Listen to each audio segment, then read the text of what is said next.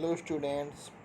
आज के इस वीडियो में हम लोग ये सीखेंगे कि स्केल और प्रकार की सहायता से हम लोग 15 डिग्री का angle, 30 degree, 60 degree, 45 degree, 90 degree and 120 degree के कोण कैसे बना सकते हैं, कैसे बनाते हैं, इस बात को आज हम इस छोटे से वीडियो में समझने का प्रयास करेंगे।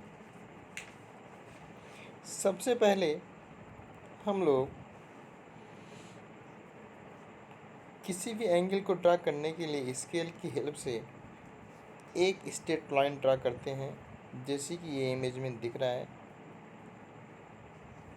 ये लाइन, इसमें इसकी सहायता से हम लोग ए बी लाइन ये जो ड्रा किए हैं स्केल की सहायता से कितने भी सेंटीमीटर के दूरी से कवर कर लेंगे। इच्छा अनुसार दूरी घट भी सकती है, बढ़ भी सकती है। किसी किसी क्वेश्चंस में मीटर भी दिया जाता है, 6 centimetre, 5 centimetre, 3 centimetre.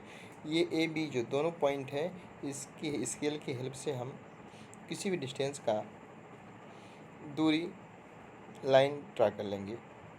Line draw करने के बाद अपने प्रकार की हेल्प से पॉइंट ए को हम ओरिजिन मानेंगे। पॉइंट ए के ओरिजिन से, इस पॉइंट से जहाँ पे हमारा कर्सर है, इससे आधी से अधिक डिस्टेंस से प्रकार की हेल्प से एक अर्धवृत्त बनाएंगे। जो ये वाला पार्ट बना हुआ अर्धवृत्त समझ रहे हैं, मतलब आधा वृत्त। पॉइंट ए को सेंटर मान के यहाँ से ऐसे पॉइंट ए को सेंटर मानेंगे और आधे से अधिक दूरी को लेते हुए इस प्रकार से हम एक छोटा सा अर्धवृत्त सेमी सर्कल ड्रा करेंगे। अब जब सेमी सर्कल ड्रा हो गया तो सेमी सर्कल ड्रा करने के बाद जो अर्धवृत्त हमने बनाया था, जहाँ से अर्धवृत्त ए बी पॉइंट को डिवाइड कर रहा है, उसको हम पॉइंट सी मान लिए। अब पॉइंट सी जब ये गैदर हुआ, एज्यूम हुआ, इस पॉइंट सी के लिए, इस पॉइंट सी को जहाँ पे ए बी लाइन को पॉइंट सी क्रॉस कर रही है, इसको हमने सेंटर मान लिया। इस सेंटर से सेम रेडियस से जितना हम त्रिज्या उसमें ले रखे थे उसको मैनिपुलेट नहीं करेंगे, संशोधन नहीं करेंगे, उसी त्रिज्या से आर्क मारेंगे फॉरवर्ड डायरेक्शन में। ये आर्क यहाँ पे आएगा। जब ये आर्क यहाँ आएगा तो ये आर्क हम ओरिजिन से मिलाएंगे तो 60 डिग्री का एंगल बन जाएगा। और उसी डायरेक्शन में जहाँ पे ये आर्क कट रहा है उसको मान लेते हैं पॉइंट डी। डी को सेंटर मान करके फॉरवर्ड डायरेक्शन में एक कट मार्क लगाएंगे यहाँ पे, जिसे हम ई मान जाते हैं। और उतनी ही डिस्टेंस से वही त्रिज्या लेकर के एक ऊपर की दिशा में भी आर्क लगाएंगे पॉइंट डी को सेंटर मान करके। देन पॉइंट ई को भी हम सेंटर मान करके एक आर्क ऊपर की दिशा में लगाएंगे, जो हमारा पॉइंट अब एफ बन जाएगा। उस पॉइंट एफ से हम ओरिजिन को मिला देंगे। मतलब पॉइंट एफ का जो कट ऑफ है ये, पॉइंट ई का कट ऑफ ये, पॉइंट डी का कट ऑफ ये 3 एंगल बन के तैयार हो गया। पहला एंगल जो पहले मार्क से कटा 60 डिग्री, दूसरा जो बना 120 डिग्री, तीसरा जो पॉइंट एफ पे बना ये 90 डिग्री। समझ पाए? मतलब हम लोगों ने अभी तक 120 डिग्री, 90 डिग्री और 760 डिग्री का एंगल बनाना सीख लिया। अब हम देखते हैं कि इस के माध्यम से 30 डिग्री का एंगल कैसे बनाएंगे, 90 के माध्यम से 45 का एंगल कैसे बनाएंगे।